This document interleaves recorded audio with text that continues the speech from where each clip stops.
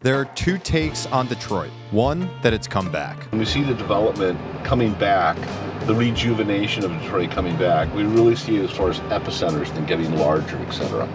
I've never seen Detroit better than it is right now in certain sections. Two, that the comeback is a myth. Is the Detroit comeback a myth?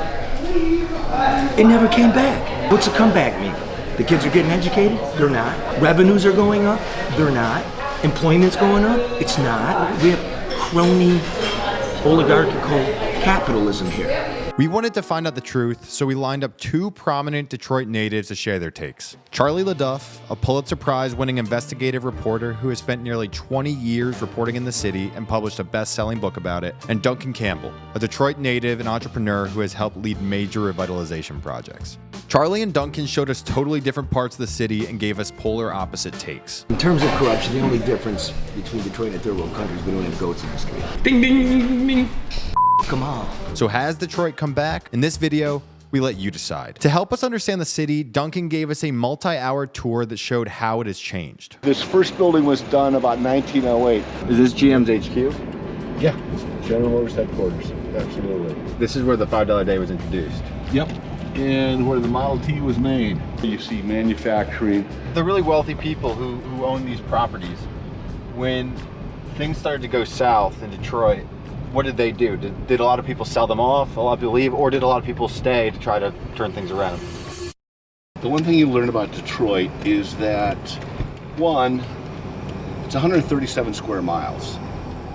It's a big city. You can fit Boston, Manhattan, and also San Francisco in the footprint of Detroit.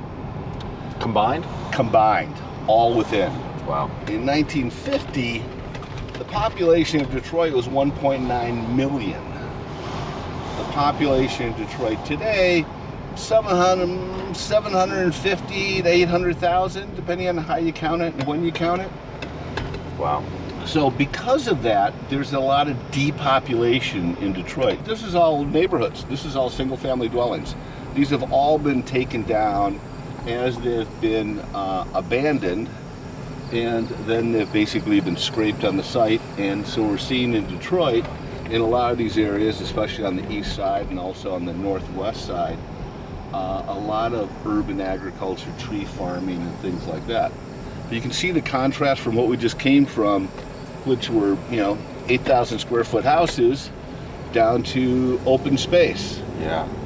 And so the city of Detroit is a city of contrasts. It's a city of villages. Detroit looks better today in certain areas than I have ever seen in my lifetime. A lot of street mural art in Detroit.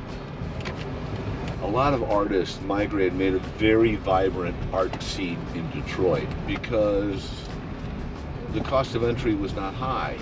So Eastern Market has about 5 or 6 sheds like this, and these are all filled with farm to table or craft type situations that are filling these all up on a Saturday morning. You can see the amount of traffic that we have in Eastern Market at this particular time. And this is home to the largest farmers market in the country. Yep, from what I understand, it is. Yeah, we're only seeing a portion of it because it extends in that direction for about 5 blocks. So when people talk about Detroit coming back, they're referring to this kind of area being built up. This was always going. This is one. It's from a real estate development and a mix of merchandise and retailers, yes.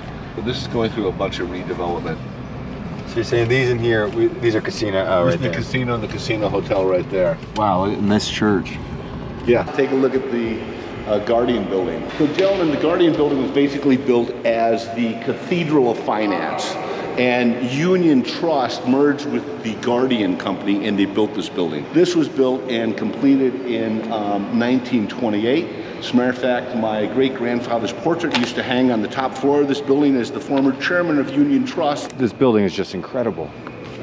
You got the farmers down here working, you got the factory people working over here. You see manufacturing, you see commerce, etc., as far as You see fishing, you see mining, which is also a huge industry in Michigan, and also you see lumbering, which made sense for the particular period of time because lumbering was a huge industry in Michigan. Many, a lot of family wealth was created when they rebuilt Chicago and other areas. The really wealthy people who own these properties, when things started to go south in Detroit, what did they do? Did a lot of people sell them off, a lot of people leave, or did a lot of people stay to try to turn things around?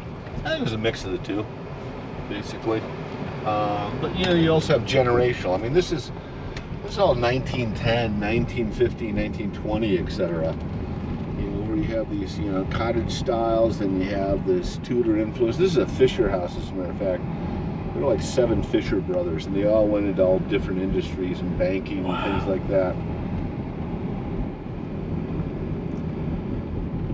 You've got great Tudor architecture, Mediterranean architecture, Georgian architecture. Great. Wow, roofs, that one is just... roofs. Yeah, look at the twisted columns on that one. And then when you get out of it, then things kind of fall off a little bit. The kind of disparity between those neighborhoods and then right here, I mean, it couldn't become a bigger gap. So we're going on Belle Isle. It is really Detroit's backyard. You can take a look at downtown Detroit. So you're looking at the busiest international boundary as far as trade between 2 countries anywhere in the world because of that auto industry of things going back and forth, etc. What was the logic to how some sections of the city ended up vacant, empty, and other ones didn't? It's a tough question because I really define it as a city of villages right now. And so when we see the development coming back, the rejuvenation of Detroit coming back, we really see it as far as epicenters than getting larger, etc. I've never seen Detroit better than it is right now in certain sections, but it's not wall-to-wall development. This is all a neighborhood. This is wall-to-wall residential. And that's the way all of Detroit was because it's on the middle class of wealth that was created in Detroit. And so when you go from a population 1.9 down to under 800,000, you have a lot of open lands because you have a lot of houses that have just basically disappeared. It went bankrupt in 2013, came out of bankruptcy in 2015. The 2 big challenges for Detroit is that they had pension liabilities that far exceeded their assets, etc. And that's what kind of pushed them into bankruptcy. It came from a shrinking city, a shrinking tax base along it. And so as you had this depopulation, people move farther out to the suburbs, and then after retail moves out, and then office moves out to join them, and then they jump out further and further. And we've probably seen about 3 or 4 progressions of that for the greater city of Detroit. This is the Renaissance Center. Is this GM's HQ? Yeah, it's General Motors headquarters, absolutely. This first building was done about 1908. And it was empty for probably about 20 years or so. And then it was completely renovated. There's a rooftop bar on the top of the lower building. And then these have become apartments going up. And I think they have a hotel in it also. So empty until when? When did people roughly move back in? In the last 12 months. Wow. When Dan Gilbert started move the headquarters for Quicken Loans downtown, that kind of jump-started the revitalization of the Central Business District? Yep, started and he also bought up buildings at bargain basement prices, but did very conscious development of the buildings, and mainly into residential.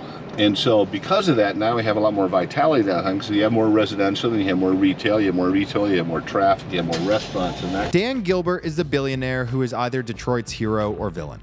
Gilbert, who owns the Cleveland Cavaliers, founded Rocket Companies, the parent of the mortgage giant Quicken Loan. He's snapped up huge amounts of property in the city and thereby revitalized parts of it. Yet he's received significant government backings, so much so that Politico named him one of America's 11 most interesting mayors, despite him not even being the mayor. Supporters say he's providing the money the city needs. I mean, you look at the energy level downtown right now, we've got to carry that through to the neighborhoods and have the whole city have that. Critics say he has bought Detroit. And they're moving into Gilbert's. So we didn't gain anything. Oh wow, this is the Tigers Park. Yeah, this is Co-American Park. And there's Ford Field where the Detroit Lions play right next door. This is all new development in the last 4 years. Still going on. So did this used to be lined with these kind of houses on both sides? Oh, absolutely, all the way through. And now it's looking like this? Now it's looking at this because these were vacant land because these were completely unrenovated and completely empty. That's a new building. Those are new buildings. That was existing from probably the 90s. Now, if you're enjoying this video, please subscribe. Most news companies tell you what to think and spin the truth to fit their narrative. We don't do that, and we're founded to do the opposite. If you want honest information about the world, please subscribe. So we're going to go to an area called Highland Park. But then Highland Park has had some real challenges demographically and tax base, etc., but was quite prosperous at one time. So this is the Highland Park headquarters right here. This is the office building. On the right. On the right here. And this was one of the biggest manufacturing places for its period of time in the country. And now it's just abandoned. Now it's just this. Yeah. Wow. Okay, so we're just taking a little loop around, etc. And so this extended back for probably about 5 blocks. Okay, this is building upon building, etc., that progressed all the way back from here. This is where the $5 day was introduced. Yep. And where the Model T was made. So arguably modern manufacturing was created in this building. And it's sitting... You can create an argument along those lines. No, not exactly the most prosperous neighborhood. No, this has gone through some real challenges.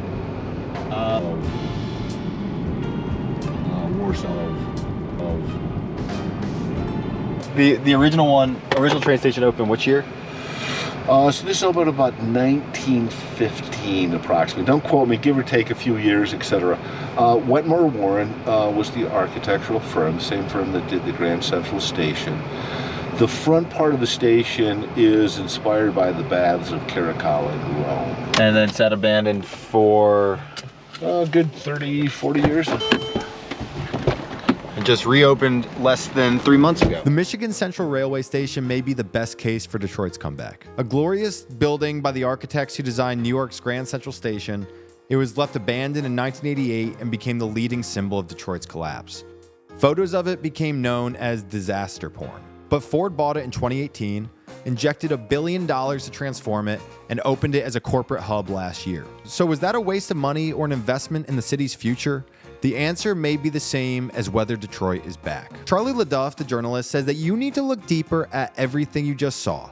And if you do, you'll find a network of corruption, lies, and the truth about Detroit. Is the Detroit comeback a myth? It never came back. LeDuff worked for the New York Times before turning on the paper, quitting, and returning to Detroit in the 2000s. He documented the city's bankruptcy and collapse, became a famed TV broadcaster, and now hosts a podcast. In Detroit, he's a bit of a legend. Wayne County Executive Bob Ficano's got a Cadillac with a chauffeur. Bob built this castle for $47 million of your dollars. I'm told he's got a $100,000 staircase leading up to his office. He won't let us see it. We saw it anyways. And look at this. The public isn't even allowed on Bob's elevators. No, sir, you can't get on the elevator. I can't get on the elevators. Bob spent a lot of your money, and if the feds are right, then the $250,000 parting gift for Takia Mullen is just the tip of the iceberg. But where did that money come from? Here's one place, Meals on Wheels, feeding more than 2,000 homebound seniors and invalids. Last year, the food was made fresh here in Detroit. This year, it's shipped in from a company in Jackson, Mississippi that also specializes in prison food. Lunch is here. We're going out to 8 Mile Road, which is where Eminem famously is from. So we'll see. We're just following him right now, and he's zipping along these streets. Detroit went bankrupt, and they sold it to the public that we're going to reorganize everything to make children's lives better. So since the bankruptcy, over 1,000 kids have been shot. 3% of the third graders can read at proficiency. Okay, I'm Charlie LeDuff. I'm a reporter and I'm the handyman here at the American Coney Island in downtown Detroit. Every big city's got its joint, and this is the joint. That is not a hot dog, that's a sausage. proprietarily made for this place. If you were here 20 years ago, like everything was blown up. So it looks great, but the skyscraper being built is coming out of the people's pocket. He captures the property tax, the income tax, the sales tax. Is that Gilbert? Yeah. Now GM is moving out of the Renaissance Center. It's income tax, it's property tax, it's sales tax. And they're moving into Gilbert's. So we didn't gain anything. We lost, he gets it. And it's empty. There's no tenants. Yeah, they say crime's going down. Okay. For all my millennial friends, don't let them lie to you. In the crime report, the FBI, they've got two. NIBRS, the National Incident-Based Reporting System, which is all screwed up, right? New York's not even reporting to it. Yeah. Right? Okay. You have the police, they notoriously cook the books, like in Detroit. The FBI says you don't have to count a murder in the tally if it's justifiable.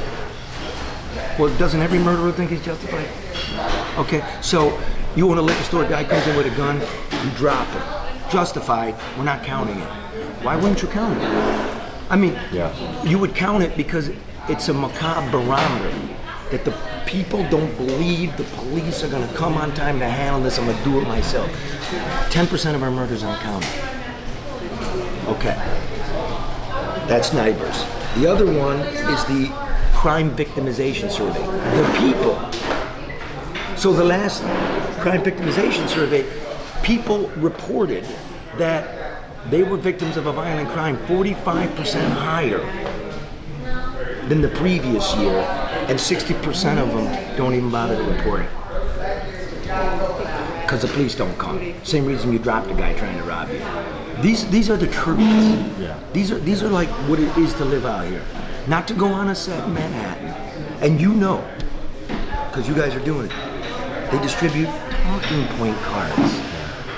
Right? And you're looking at these cable Kens and broadcast Barbies, and you're like, you studied humanities. What are you dropping economic data on me for? Get the fuck out of here. When 3% of the third graders can read at proficiency, you're looking for everybody's looking out for their kid.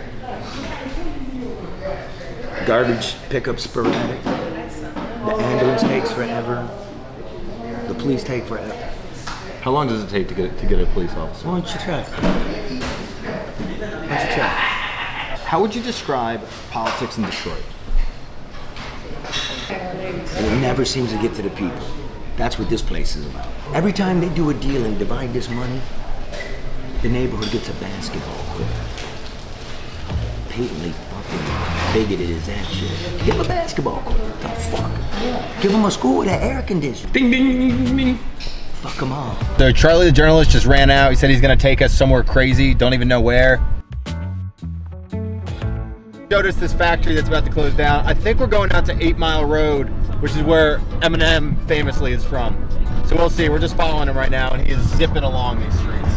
Right now, this is 8 Mile Road, as made famous by Eminem. 8 Mile Road separates the city of Detroit on the left from the suburbs, a town of Warren on the right.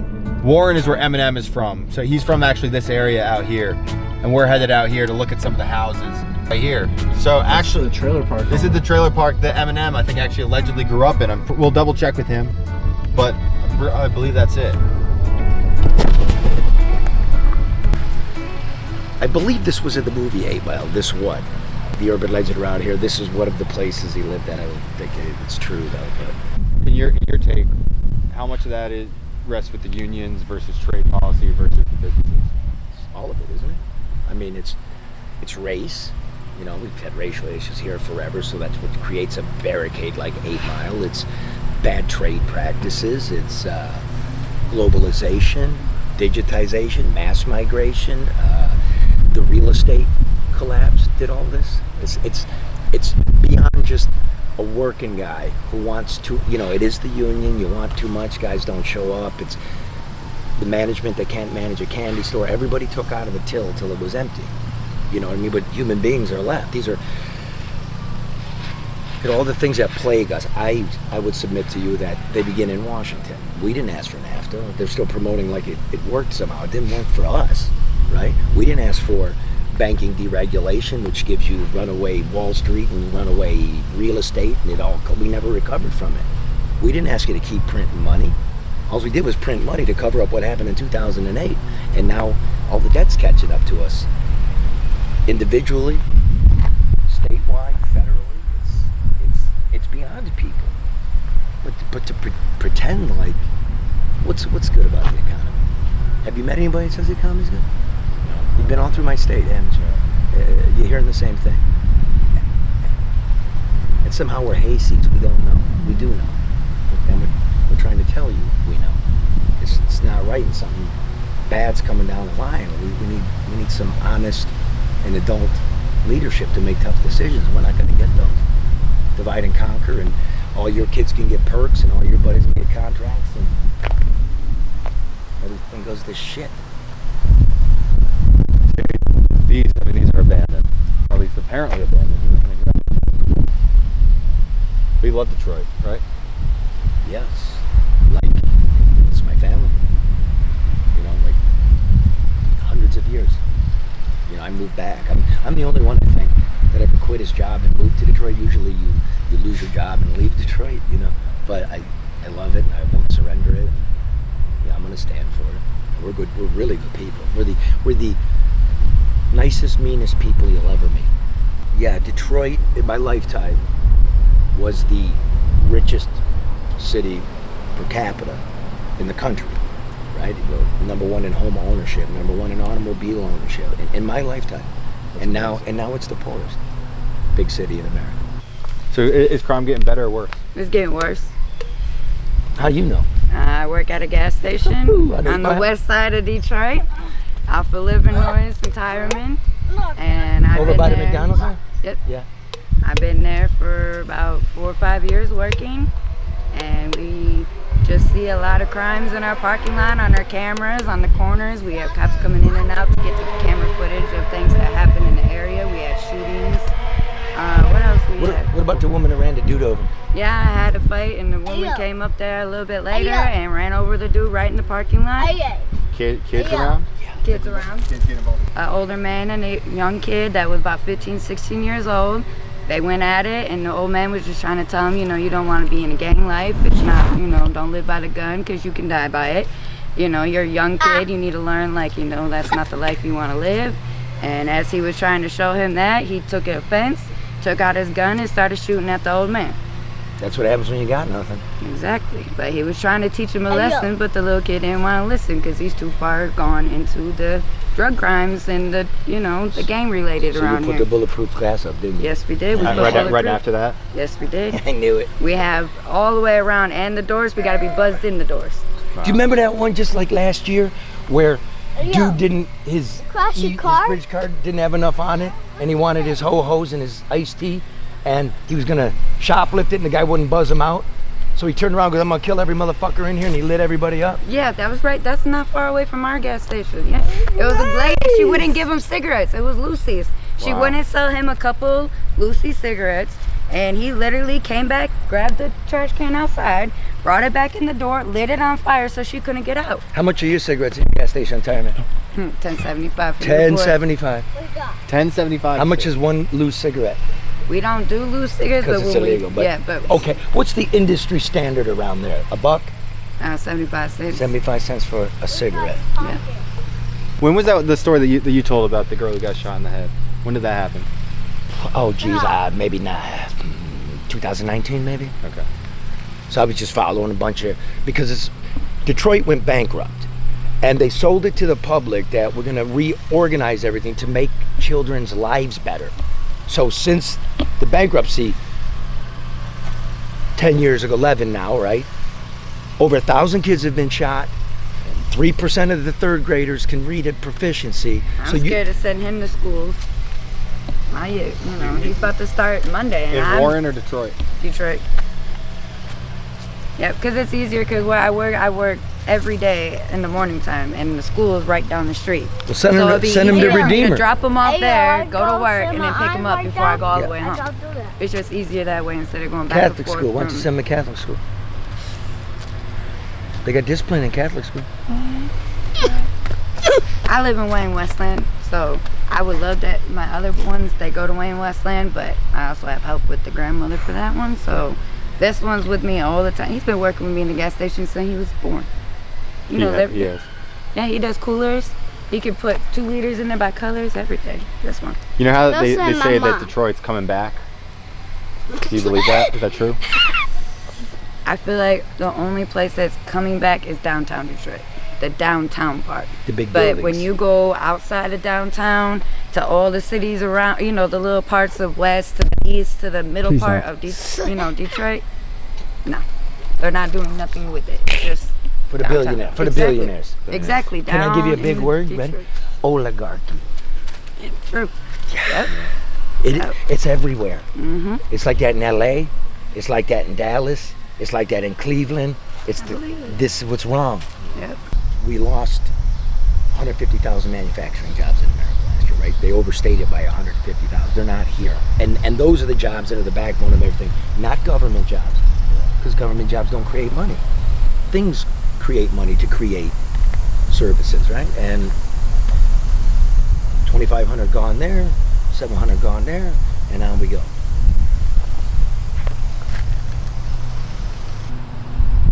What happened? So I say, if this was the mechanical heart, and you remove the heart, what happens to the rest of the body?